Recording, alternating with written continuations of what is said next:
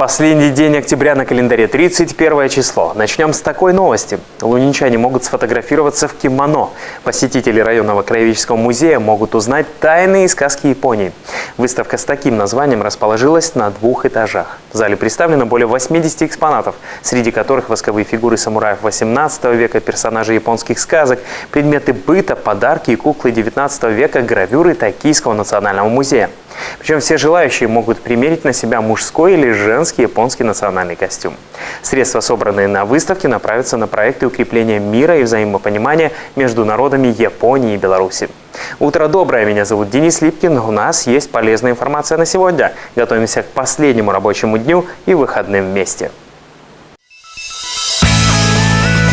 Смотрите сегодня.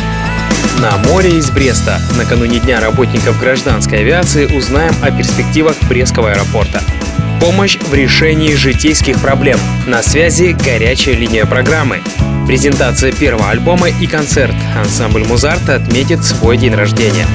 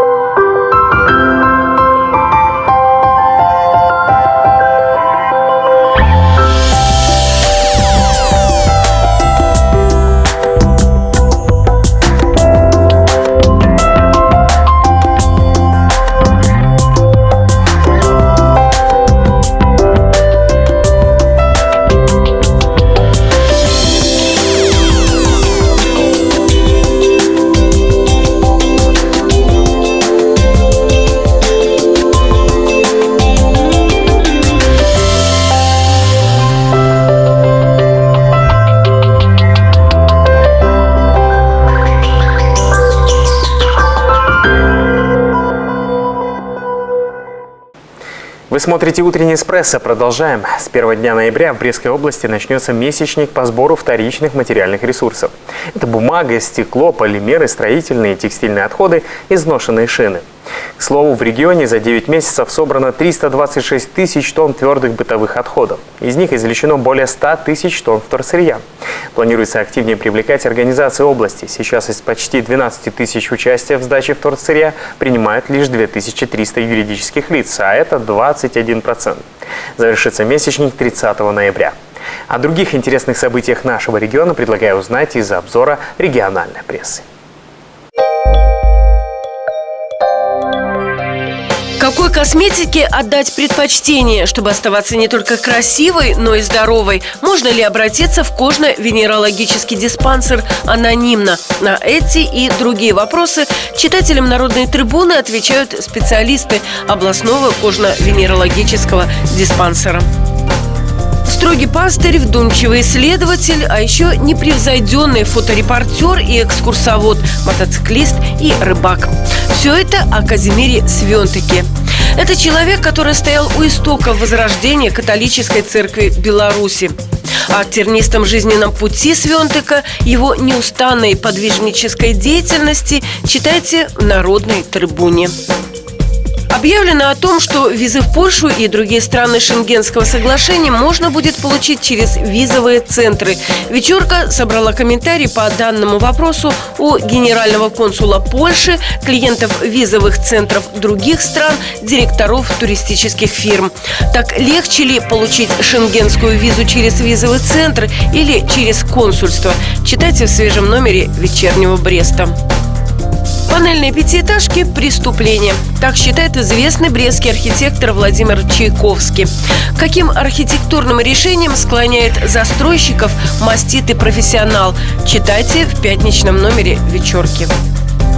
Сервис высшего класса продемонстрировали коллегам со всей республики ивановские ремонтники и производители сельскохозяйственной техники. На базе открытого акционерного общества «Ивановский райагросервис» состоялось выездное заседание Совета республиканского объединения «Белагросервис». Подробности в свежем номере газеты «Червоная звезда». Недавно еще один уголок Кобринщины был газифицирован. Торжественная церемония зажигания символического газового факела прошла в деревне Бельск. Подробности в субботнем номере газеты «Кобринский вестник». В этом же субботнем номере газеты «Кобринский вестник» стартует авторский проект корреспондента Ирины Лесик «Дорогами православия». Вместе с журналистом читатели смогут путешествовать по православным местам Кобринщины. Начало пути – Казищенская Свято-Троицкая церковь. С чего начинается газета «Новины Полесья» для сотрудников редакции? В честь 75-летнего юбилея любимого издания решено приоткрыть занавес и рассказать читателям, как готовится районная газета к печати. Все самое интересное в праздничном номере «Новин Полесья».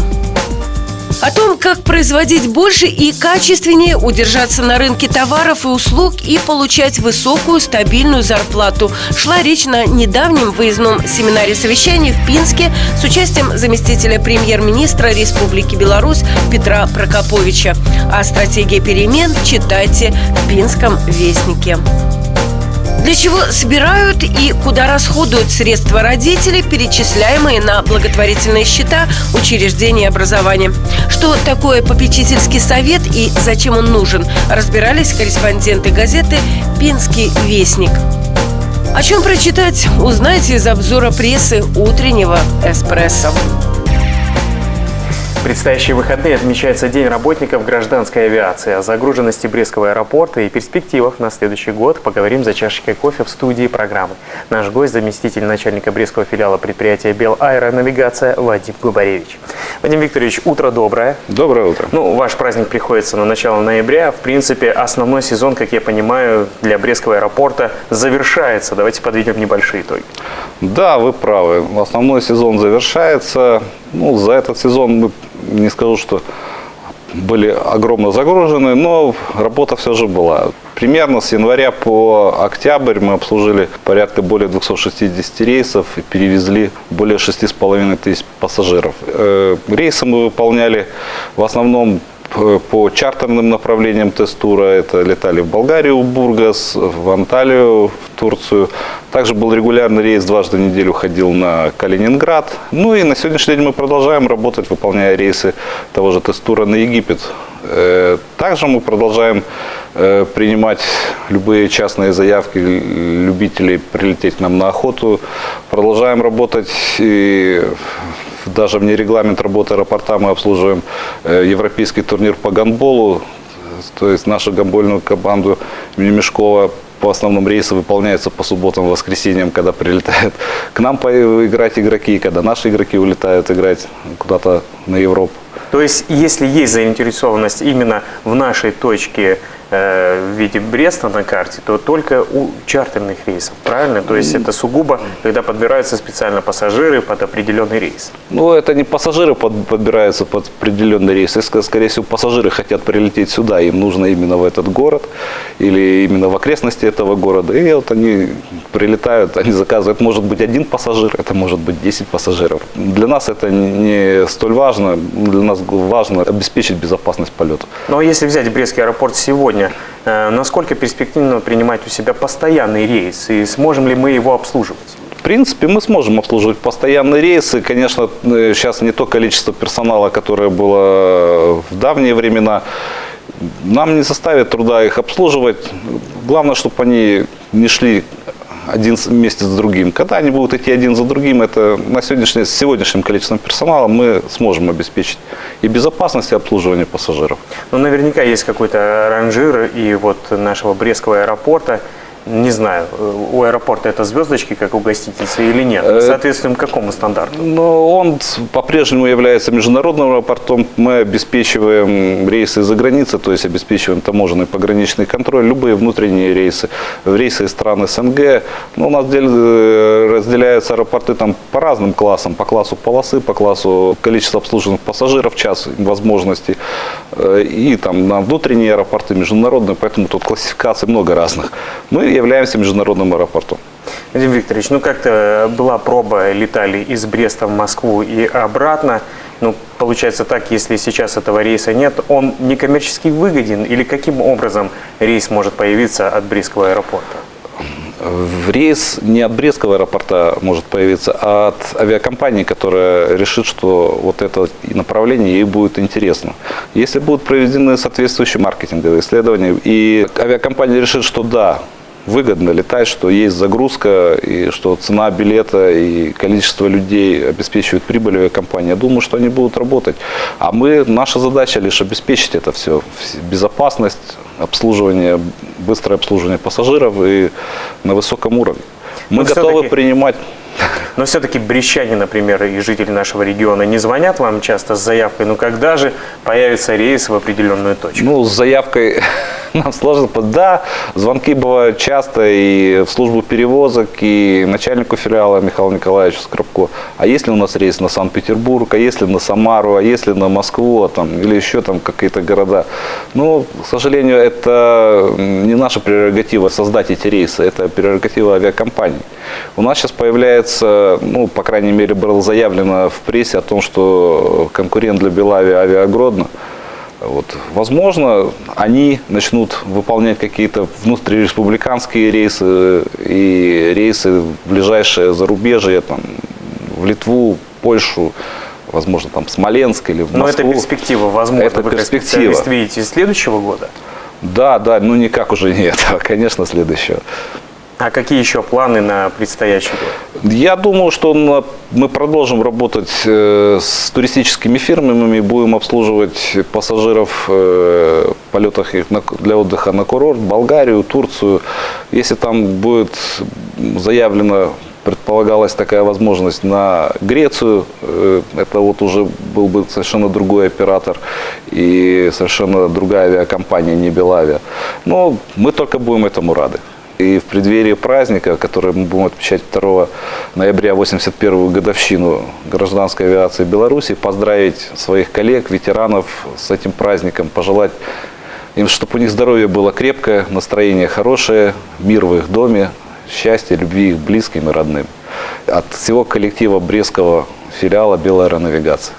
Ну и вы знаете, наверное, вот как у простого обывателя, когда в небе летит пассажирский самолет, почему-то сразу настроение меняется. Пусть как можно больше их будет над нашим небом. Да, только за. Спасибо большое, с праздником и вас, всего хорошего дня. Спасибо большое. Итак, я напомню, что у нас сегодня в гостях был заместитель начальника Брестского филиала предприятия Белаэронавигация Вадим Губаревич.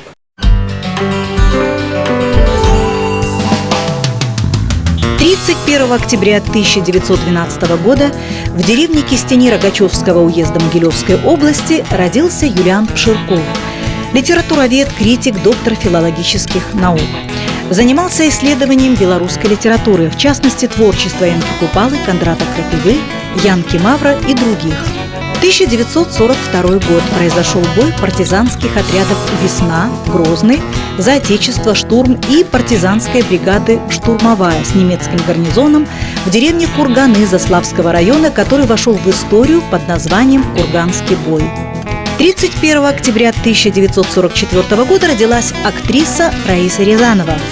После ошеломительного успеха фильма «Москва слезам не верит» Раиса Рязанова, сыгравшая самую скромную и простую из 3 подруг Тосю, не проснулась знаменитой. Однако продолжала активно сниматься в кино. За 39 лет Рязанова сыграла более 100 ролей.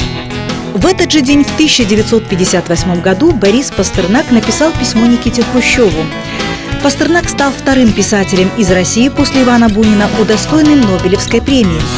В своем письме Хрущеву он сообщал об отказе от премии ради возможности остаться в России. 1992 год. Римско-католическая церковь официально реабилитировала выдающегося ученого, последователя учения Коперника Галилео Галилея, подвергшегося суду инквизиции. А вот завтра у представителей сильной половины человечества праздник. В первую субботу ноября отмечается Всемирный день мужчин, если не знали. Хотя нам, согласитесь, привычнее слышать слова поздравления 23 февраля. Но праздников много не бывает. К этой дате Национальный статистический комитет подготовил много интересных цифр про белорусских мужчин. Только в 3 городах страны – Шклове, Кличеве и Горках – нас больше, чем женщин. Причем в последнее время в Беларуси ежегодно мальчиков рождается больше, чем девочек. На 1000 маленьких мужчин 941 представительница слабого пола. По данным демографической статистики, на начало текущего года мужчин в республике насчитывалось чуть больше 4 400 000 человек. Средний возраст – 37 лет. Итак, не забываем про особое внимание мужчинам завтра, а пока настраиваемся на сегодняшний последний рабочий день.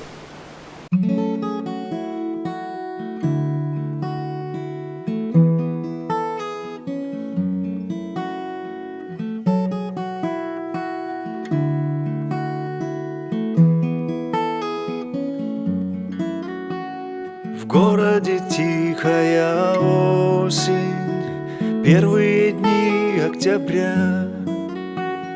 Клен как-то листья сбросил, и стала другой земля. Оделась она царицей всего на несколько дней, но как просветлели лица у проходящих людей. Осень, красивую осень, Бог подарил земле. Осень, красивую осень, я попросил себе. Осень, красивую осень, Бог подарил земле. Осень, красивую осень, я попросил себе. Бог так одевает лилию, цветущую несколько дней, что Соломон великий меркнет при славе своей. Но верных одел Бог лучше в праведной жизни своей, что просветлели души рядом идущих людей. Осень, красивую осень, Бог подарил земле. Осень, красивую осень, я попросил себе. Осень, красивую осень, Бог подарил земле. Осень, красивую осень, я попросил себе.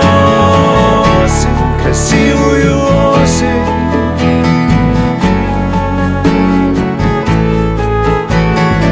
осень, красивую осень,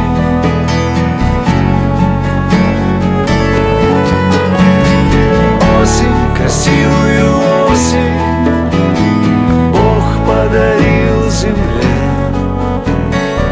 Осень, красивую осень.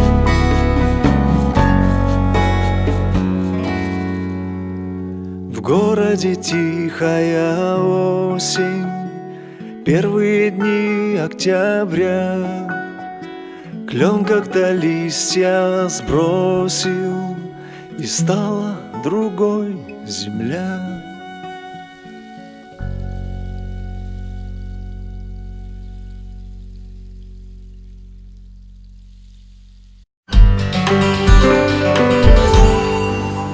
Вы смотрите «Утренний эспрессо». На календаре 31 октября, пятница. Сегодня Брест присоединится к акции «Розовая ленточка». Она направлена на борьбу с раком груди. В октябре общественные организации и органы власти по всему миру проводят мероприятия по профилактике и лечению этого заболевания.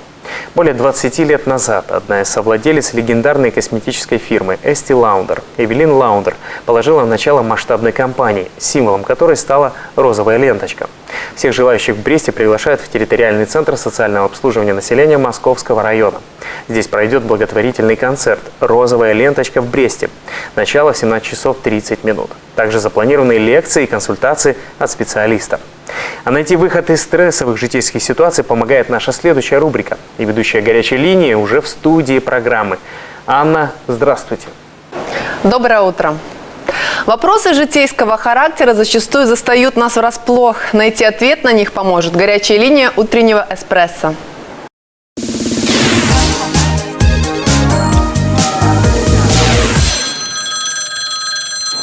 Дарья из Бреста собирается замуж и планирует взять фамилию будущего супруга. Через пару дней после оформления отношений Дарья и ее жених хотят поехать на отдых в Испанию. Возникнут ли проблемы с выездом за границу со старым паспортом? Интересует телезрительницу. Дарья, по законодательству Республики Беларусь после смены фамилии ваш прежний паспорт действителен в течение 1 месяца. На горячую линию обратилась пенчанка Ирина Дмитриевна. У женщины маленький ребенок. Во время брака была куплена 4-комнатная квартира, которая оформлена на свекровь женщины. Ирина Дмитриевна проживает в данной квартире с 2011 года, а сейчас находится в процессе развода со своим мужем. Имеем ли мы с ребенком право на долю в этой квартире? Хочет знать звонившая. Ирина Дмитриевна, если квартира оформлена на вашу свекровь, то совместно нажитым супругом имуществом она не является. А значит, права собственности у вас на нее нет. Если вы в этой квартире зарегистрированы, то имеете право в ней проживать. Ну и собственник имеет право в судебном порядке вас выселить. Брещанин Павел Владимирович и его супруга стоят на очереди на улучшение жилищных условий. Родители подарили им участок в садовом товариществе. Пара решила построить на этом участке небольшой дом. Снимут ли в таком случае нас с очереди на жилье, спрашивает мужчина.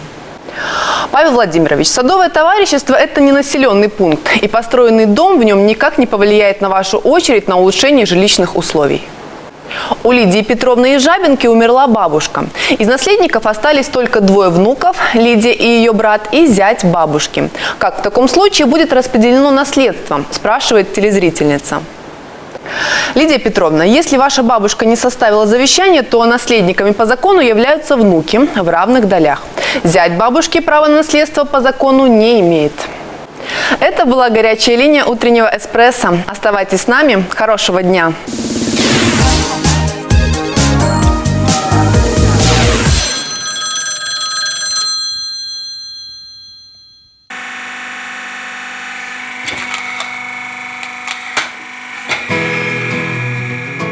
Так появляется гонт. От деревянной чурки откалывают пластины, которые совсем скоро станут надежной и, естественно, красивой кровлей. Есть в этом что-то волшебное, сказочное, по-домашнему теплое и уютное. Как будто бы в каждой пластине сохраняется природное естество дерева, свежесть леса и тепло человеческих рук. Совсем скоро готовые гонтовые пластины особым способом смонтируют, и у дома появится крыша. Такая, которой гордились наши предки. Такая, под которой и через полвека-век будут уютно жить наши потомки. В Беларуси наиболее распространенная кровля – это гонт, шиндель, пришедший к нам с Европы, потому что в Европе наиболее распространенный этот материал. В частности, даже называется тирольский шиндель, Австрия и Германия. В Беларуси используется с такой древесины эта кровля, как осина, дуб. А вот так выглядит дом, покрытый гонтом. Действительно, даже с первого взгляда заметно, что деревянная кровля – материал натуральный и экологически чистый. Кусочек настоящего леса там, где вы построили дом. Эстетически такой дом с легкостью вписывается в природный ландшафт, а в городских условиях это настоящий оазис, где и дышится легче, и можно укрыться от будничной суеты. Под такой кровлей вам не страшен ни зной, ни холод, ни проливной дождь. Благодаря природным материалам и особой подкровельной пленке создается эффект вентиляции кровли, что избавляет от подкровельного конденсата. А даже в самый сильный дождь в доме будет сохраняться тишина и атмосфера покоя. Как будто бы кровля сама поглощает звуки, чтобы не мешать отдыху хозяев. И, кстати, обратите внимание, гонт – материал, который действительно дышит. Он, как живая шишка, раскрывается, а во время дождя гонтовые пластины плотно смыкаются. В Пуще прекрасная погода, невзирая на то, что идет дождь, дышится легко и приятно. Кстати, чтобы спастись от дождя, мне нужен зонт. И, между прочим, дождь очень сильно стучит по зонту. А вот в доме, который крыт деревянной кровлей из гонта, совершенно другая атмосфера. Во-первых, такая кровля водонепроницаема, ну а во-вторых, отличный звукоизолятор. Поэтому в таких домах всегда тепло и комфортно. Гонт – легкая кровля, не требует громоздких конструкций. На 1 метр квадратный гонт весит от 15 до 17 килограмм.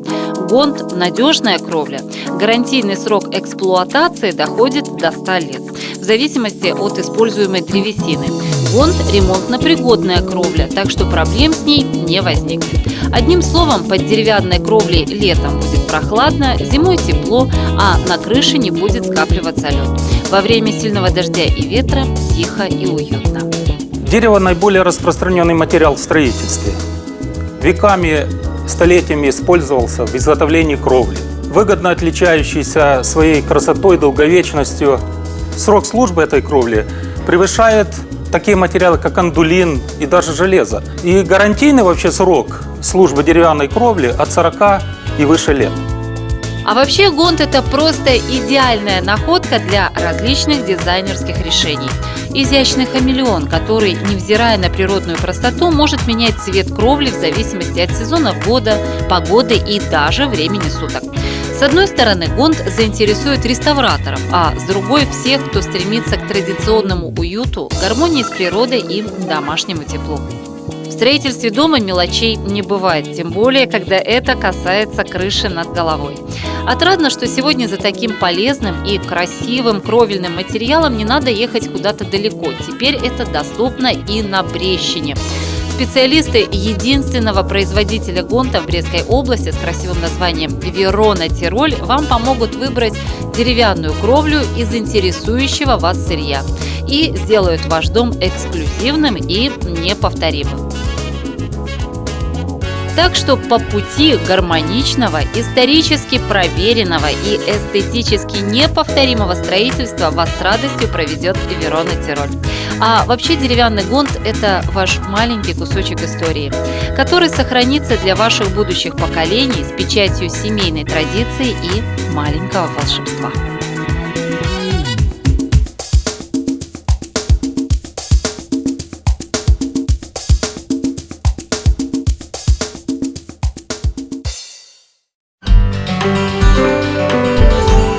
Завтра в Бресте впервые пройдет профессиональный турнир по этому виду спорта. Соревнования приурочены памяти полного кавалера Ордена Славы, заслуженного тренера БССР Владимира Емельяновича Власова, и пройдут на базе детской и юношеской спортивной школы номер 1. Боксеры проведут по 4 раунда, каждый из которых будет длиться по 4 минуты. Планируется, что турнир откроется поединком девушек. Примечательно, что турнир по профессиональному боксу Брест будет принимать впервые. До этого в городе над Бугом проводились только бои без правил.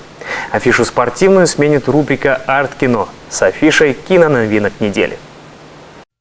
Доброе утро! 30 октября в кинопрокат выходит полнометражный мультфильм «Пчелка Майя». Легендарная пчелка доросла до большого экрана, и зрители увидят невероятно сладкую историю в оживительном 3D.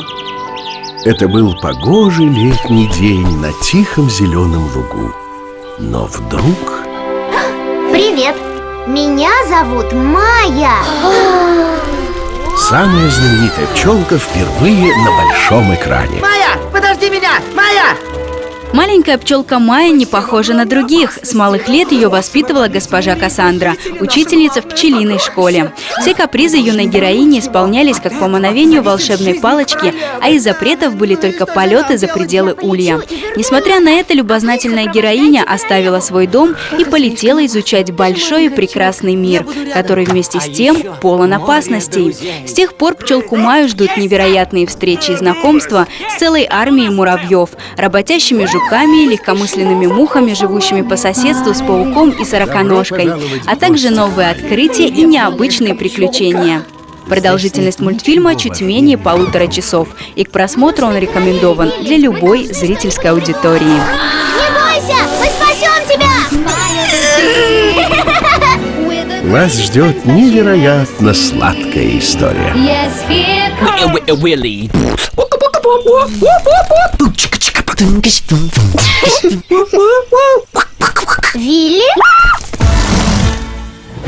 Пчелка Майя. Бззз.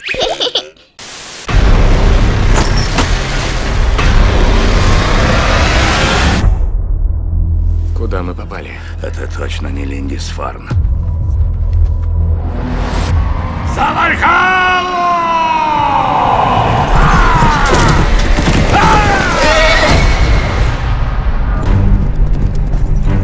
Мой король, на нас напали викинги. Что тут у нас? Ваша дочь. Они взяли ее в плен, мой король. Верните мне мою дочь, и я щедро вас вознагражу. Пора на охоту. Действие картины происходит в конце IX века нашей эры. По сюжету небольшая ладья викингов терпит крушение у берегов Шотландии в неделе пешего пути до ближайшего поселения северян. Выбравшись на берег, воины натыкаются на процессию, которая сопровождает на свадьбу девушку из знатной семьи. После кровопролитной битвы викинги берут красавицу в плен и решают взять за нее огромный выкуп. Но на свою беду они даже не догадываются, что захватили дочь властного и жестокого короля. И вместо того, чтобы собирать выкуп, правитель посылает по следам захватчиков отряд безжалостных наемников и приказывает вернуть ему дочь, живой или мертвой. Мы зашли слишком далеко. Должен быть другой выход. Я тебя не оставлю. Как вам такое?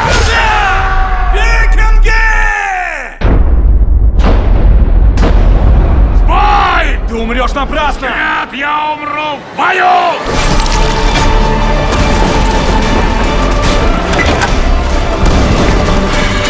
Викинги не знают пощады. Давай!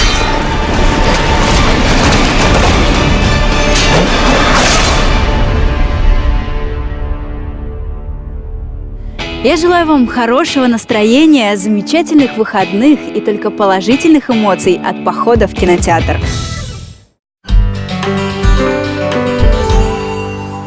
Сегодня 31 октября, пятница. В предстоящую ночь западный мир отметит Хэллоуин. День всех святых приобретает все большую популярность и в нашей молодежной среде. Праздник, символом которого считается устрашающая вида тыква с выбранной серединой и горящей внутри свечой, предлагают отметить все брестские ночные клубы. А торговые центры и магазины сегодня представляют своим клиентам скидки и мероприятия, которые будут страшно интересными. Шеф-повар отеля «Эрмитаж» Иван Гринин предлагает присоединиться к празднику, просто сделав что-нибудь вкусненькое. Доброе утро. Всем нам известно, что Беларусь богата реками и озерами, где водятся раки. Это первый признак чистой воды. Поэтому сегодня я приготовлю салат с раками, выловленных из наших озер. С вами шеф-повар отеля «Эрмитаж» Гринин Иван. Приступим. Для этого нам понадобится руккола, салат радичо, раковые шейки, панцирь рака, помидоры, йогурт, дижонская горчица, хрен, пармезан и немножко мяты. Сначала мы приготовим соус. Для соуса нам понадобится йогурт. Берем йогурт. Йогурт обычный, био, обезжиренный, 2-3%. Немного горчицы. Хрена.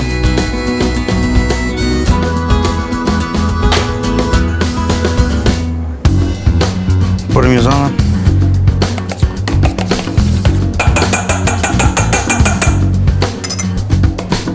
Перчика и соли. Все это тщательно перемешаем.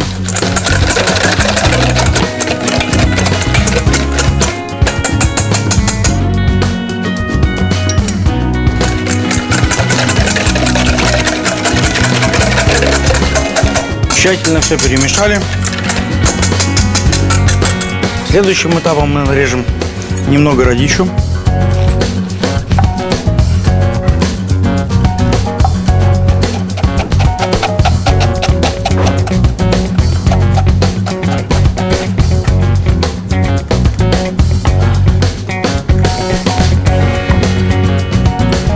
Немного мяты.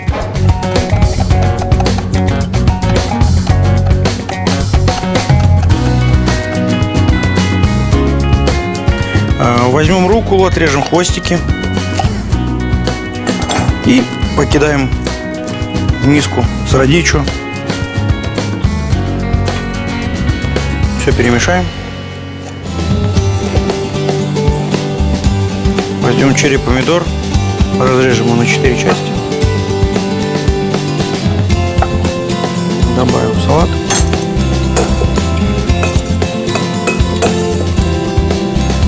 Раковые шейки добавим в йогурт.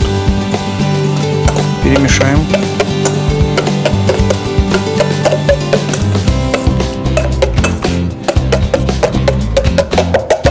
Теперь нам осталось только выложить. Берем тарелку, выкладываем салат.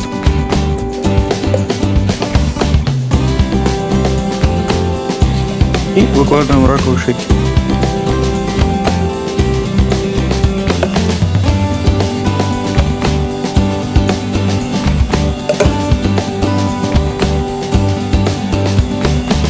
Немного поливаем соусом. Я заранее отварил раков и их почистил, но отложил один панцирь, которым украшаю салат, сыплю пармезан. Итак, наш салат с раками готов. Раки были выловлены в водоемах Брестской области. С вами был шеф-повар отеля «Эрмитаж» Гринин Иван. Приятного аппетита!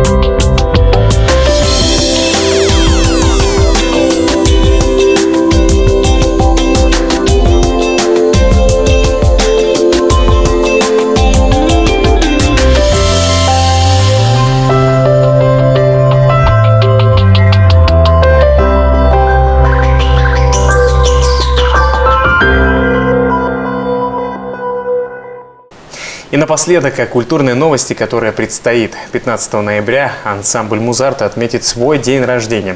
Как и положено профессиональным музыкантам, сделают они это на сцене. Итак, сегодня у нас в гостях представители ансамбля «Музарт», Евгений Лукьянчик, саксофон и кларнет, а также Вячеслав Плеско, контрабас. Утро доброе, ребята. Доброе утро. Ну что, мы с вами встречались в таком же составе в феврале. Что поменялось? Весна, лето, наверняка что-то прибавилось новое в репертуаре. Ну, дальше продолжите сами. Ну, был записан дебютный альбом за этот период. Вот сейчас мы пытаемся всеми силами успеть к концерту с изданием этого самого диска, чтобы показать его публике на концерте. Вот, соответственно, ну, все лето и осень, как вы говорите, да, были в трудах, в записи. То есть, в альбоме, допустим, есть 6 треков студийных, а 4 трека лайв. То есть лайв это именно на концерте. И тем более, что эти лайв сделаны в феврале на концерте. Так что люди, которые были на этом концерте, могут с удовольствием дома у себя послушать на диске эту запись.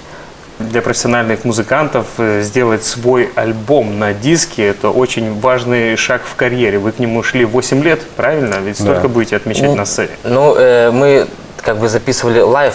У нас были лайв-издания какие-то, но сейчас сделали именно студийные. Но проблема в джазовых ансамблях такая, что в студии оно всегда очень сложно это сделать, запись, потому что она нету живого звучания. То есть энергетика не передается, да, не передается через именно, микрофоны, вот, которые студийные, да, как правило. И мы старались, то есть, передать именно со студии вот эту вот атмосферу концерта, живого выступления. Но все же вот музыканты еще стремятся сделать альбом, который можно было пощупать. Хотя есть уже интернет, где можно все скачать, и у тебя будет на любом носителе. Для чего вы сделали вот этот первый диск? Ну да, сейчас как бы уже это не актуально, вроде бы. Но люди, которые интересуются музыкой, всегда хотят подержать в руках, посмотреть обложку, пощупать, чтобы вот эту всю моторику, как называемую. То есть можно сделать ассоциацию с книгой? Да, конечно же. Вроде бы книг уже нету, они все есть в телефоне, но само ощущение, совсем другое восприятие музыки. Ну и качество на диске, как правило, выше, чем в интернете MP3. То есть для ценителей музыки, для меломанов это очень важно. Из чего будет состоять ваш концерт в ваш день рождения ансамбля «Музарт»? Ну, состоять будет, во-первых, что очень важно и интересно, что за наш весь период творчества мы играли и классику, джаз, и поп-музыку, кавер-версии разных произведений. Поэтому на этом концерте это будет и произведение Баха, и произведение современное 2014 года. Вот поэтому этот период будет интересен людям. Но произведения классические, они будут немного интерпретированы по-новому. Да. Поэтому будет очень интересно. Классика в джазе, джаз совместно с классикой, то есть все И переплетается. концерт всё. приурочен к дню рождения, поэтому будет Много поздравлений, да, поздравлений, музыкальных, да, то есть гостей. всего Ну, интересного. это сюрпризы для наших Пока об этом мы не будем заранее говорить. Да. Но дата выбрана не просто так. Именно в этот день, 15 ноября, и зародился ансамбль «Музарт». Решили в ноябре как бы сейчас сделать. Ну, точно даты нету. Ну что ж, и я предлагаю закончить наш сегодняшний разговор, конечно же, на мажорной ноте. И для того, чтобы всем поднять настроение телезрителям «Утреннего эспрессо», что-нибудь от «Музарт», для того, чтобы хорошо и весело шлось на работу. Чтобы все или в проснулись, выпили кофейка и послушали хорошую музыку. Да, Да? Мы попытаемся вдвоем создать эту как бы атмосферу сейчас. Но приходите на Мы концерт. всего лишь вдвоем, а нас может быть 7-8, поэтому мы попробуем. Сейчас, да, да. попробуем. Дорогие друзья, я напомню, что сегодня в гостях у нас были представители ансамбля «Музарт», Евгений Лукьянчик, саксофон и кларнет, а также Вячеслав Плеско, контрабас. 15 ноября в общественно-культурном центре в городе Бресте состоится концерт этого коллектива, который отметит свой 8-й день рождения. Приходите, не пожалеете.